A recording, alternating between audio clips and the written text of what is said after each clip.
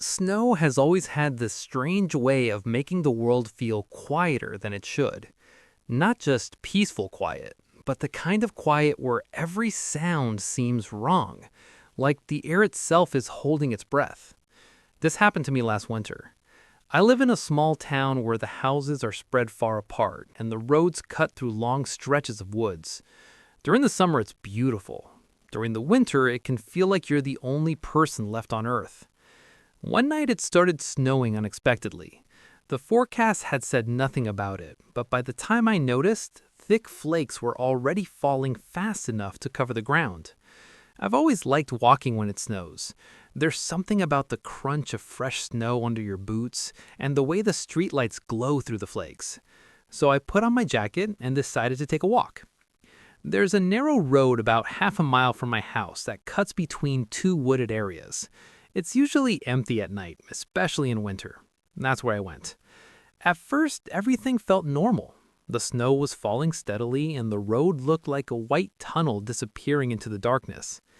After about 10 minutes of walking, I realized something strange.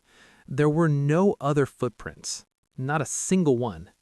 That wasn't unusual by itself, but it meant every track in the snow was mine.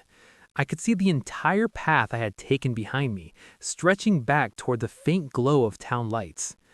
I stopped for a moment just to listen. Nothing. No cars, no wind, just the soft hiss of falling snow. That's when I heard the crunch. It was faint, but unmistakable. The sound of someone stepping on snow. Behind me. I turned around immediately, but the road was empty. The only tracks were the ones I had made. I told myself it was probably snow falling from a branch somewhere nearby, but then I heard it again. Crunch. One step, then another. Slow and deliberate. And it was definitely coming from behind me. My heart started pounding. I stared down at the road, expecting to see new footprints forming in the snow. But there were none. Just my own. I started walking again, faster this time. The crunching sound followed a few seconds later, matching my pace. Step, step, step. Every time I stopped, the sound stopped. When I walked, it walked. I spun around again, scanning the tree line on both sides of the road. The woods were thick and dark, the branches heavy with snow. Then I saw something that made my stomach drop. About 20 feet off the road, standing between two trees, was a man. He was completely still. At first, I hadn't noticed him because of how pale everything was, but once I saw him, I couldn't look away. He wasn't wearing a coat, just a thin shirt and dark pants. Snow was piling on his shoulders and head like he had been standing there for a long time. He was staring directly at me. Even from that distance, I could see he was smiling. It wasn't a normal smile. It was too wide, stretched across his face like it didn't belong there. I didn't say anything. I just slowly started backing away down the road. The moment I moved, he moved too, but not toward the road. He stepped deeper into the woods, keeping the same distance between us, moving parallel to me through the trees. And every step he took made that same crunching sound in the snow. Except there was one problem. The snow beneath the trees was untouched. There were no tracks forming behind him.